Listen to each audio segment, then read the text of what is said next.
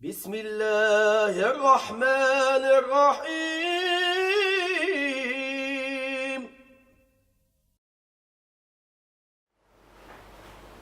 بسم الله الرحمن الرحيم والصلاة والسلام على سيدنا Muhammad. First of all, I want to introduce Sheikh Abdullah bin Bayya, one of the great scholars of the Islamic community in the world globally, one of the foremost experts on the Islamic legal tradition, and it's very heartwarming and encouraging that in Italy you're having this conference looking for ways to extend friendship.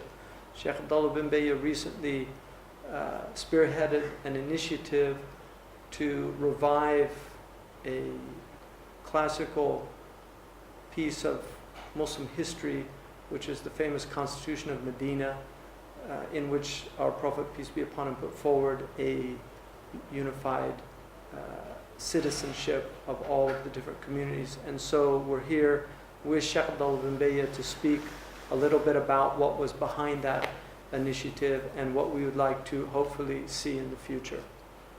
الحمد لله رب العالمين اللهم صل على سيدنا محمد النبي الرحمة وعلى إخوانه من النبيين والمرسلين. أيها الأصدقاء المشاركون في منتدى الصداقة في روما، أحييكم من هنا من الرباط،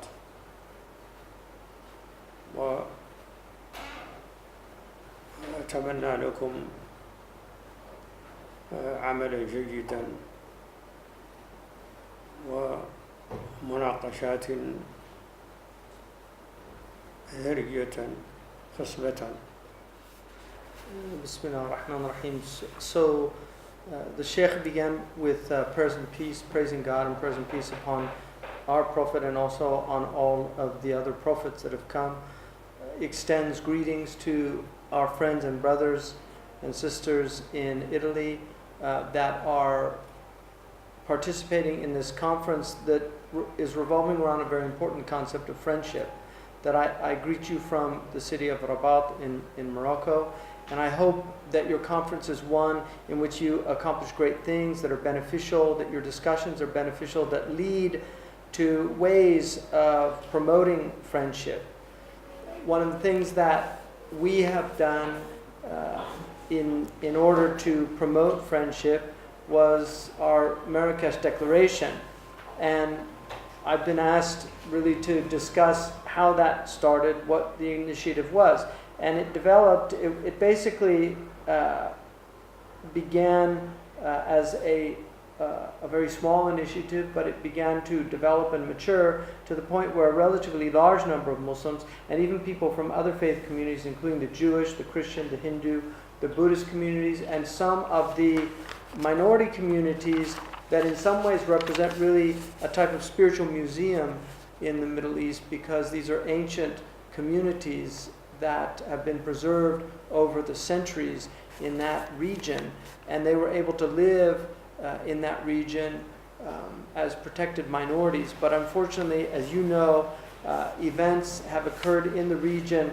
There are very dramatic events that have changed the situation radically and have increased in their rapidity and changing the very face of the Middle East, which we call it the Middle East because it's really the middle portion of the ancient world between the East and the West of the ancient world. These calamities which have occurred, although they have socio and political and other dimensions, first and foremost they're egoistic calamities. They're calamities that begin with the selves involved in them. And this came from obviously many societal and national problems in the area, but this is because the peoples in that area within themselves, they demanded and wanted changing in their social systems. But as things began to break down, problems became greater and greater, and the very social fabric began to break down, which created a lot of problems and confusions amongst the people, and also minorities that began to be affected very negatively because of these changes. And so there was a really important need to reassess how these people could live together and restore these relationships, because this is a very important concern for all of us when you have multi-faith societies, when you have places where peoples of different religions and different customs are occurring in the very same geographical locations. How do we promote conviviality? How do we promote living together? And so there were forces in those areas that, as these changes began to occur, they actually wanted to go back to a type of past that they conceived in their minds. But unfortunately, their conception was a very negative and harmful conception of how people should be treated. And so they began to actually enlist and employ the sacred texts of their religion in a very negative way, and really distorting its meanings. They were ill prepared to do that. In fact, really not capable of doing it, but nonetheless they did that. And so from these experiences, we recognized a need to reassess and to conceptualize in a new way the idea of these multi-faith groups living together in ways that would promote peaceful societies. في هذا السياق زمني ومجتمعي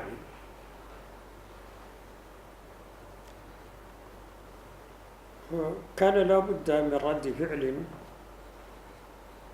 من رجال الدين ومن المفكرين والمثقفين.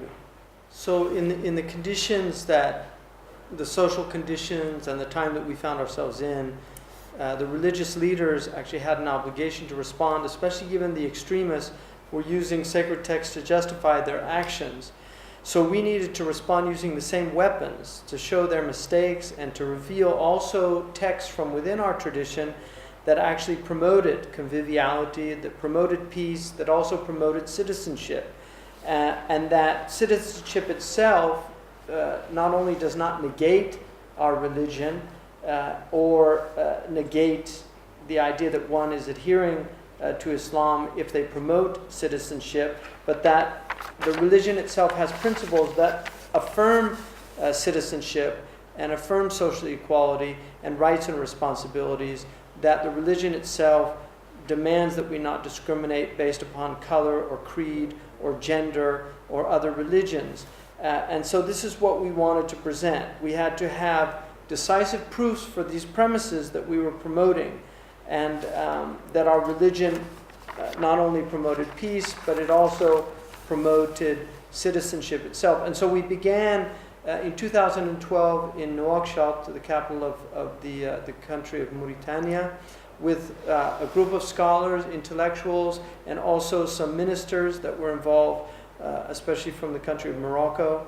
And this was the goal of which was really to find the basis for the ideas that we wanted to promote from within our own religious tradition.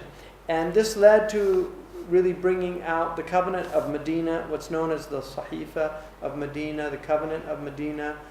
It's also called the Charter of Medina, and it was written when our prophet, the last prophet, came to Medina after fleeing from Mecca due to the persecution that was occurring there. And he came with a group of emigrants who emigrated from Mecca to Medina. And when they came into Medina, which was a city that was very different from the city they were from, because it was a multi-ethnic, multi-faith city. So there were Jewish tribes that were there. There were also converts to the new religion of Islam from amongst the Arabs that lived there. And then there were also the polytheists who were practicing a primitive form of nativist or animistic religion that existed there. And so the Constitution of Medina, it could be likened to a constitution, had around 50 articles. And in this constitution, it did not refer to minorities or majorities, but it treated each group involved in this covenant as equals. For instance, there's one of the articles that said that the tribe of Auf, the Jewish tribe of Auf, is equal to the believers from the Muslims and the others involved in this. And so this was very clear in the text of the covenant itself, and that the responsibilities that all of them had to bear were equal responsibilities of protection from any outside invasion. But they also shared the same rights. So there was a type of equality that was very clear and demarcated in it. And so we considered this covenant as a sound foundation for the modern concept of citizenship. And so what we first needed to do was to show the historical veracity of the covenant itself, the charter. And then we needed to substantiate what was in the charter also by the Quran and the prophetic tradition of the Islamic texts themselves. And this is what we did. So we showed that, in fact, that this charter was not an anomaly, but actually an extension of Islamic principles that were very clear. After that meeting, we then went to Tunisia, and we continued to study further and to engage in conversation and discussion about this. And then this led ultimately to the country of Morocco basically supporting this initiative. And then with the permission of the King Mohammed VI himself, we had the conference. Now, the conference was delayed, but that delay actually enabled us to bring together a wide variety of people from various backgrounds, from various religious traditions, but also from these minority communities that were persecuted in the very areas that we were really attempting to address this problem. And so what we felt was accomplished, that we were enabled to put forward a sound concept of the idea of Islamic citizenship that does not differ from the concept of contractual citizenship that many of you, or all of you, really are familiar with, that has been the source of great discussion and treatment by philosophers, by political scientists, and others. And so we believe that we had really made a sound and decisive argument to support a basis for citizenship in any Muslim country. And what's really important to emphasize is that despite that, none of these extremists, or whatever you want to call them, have been able to refute this declaration, despite the fact that it was translated into many languages, that it's been made available on the internet. And so our hope really is that this declaration is studied and supported by those people that are involved in citizenship and promoting citizenship, that are involved in promoting human rights. And we hope that it really becomes a source of peace, especially in these areas that are particularly afflicted right now by conflicts, because these areas are in dire need of peace and in dire need of conviviality and promoting these concepts in these areas. And so at the heart of what we're engaged in are the concepts of brotherly love, of peace, of mercy, of promoting the common weal amongst people. These are foundations that we believe are really the foundations of all of our revealed religions. And so this is what we are involved in promoting, and this is at the heart of what the Marrakesh Declaration was. And so we're asking for others to help us, and our hope is that this will spread, that people will spread this message. And so I just want to thank all of you and extend my brotherly love and friendship to all of you that are also there attempting to promote friendship and brotherhood around the world. So thank you.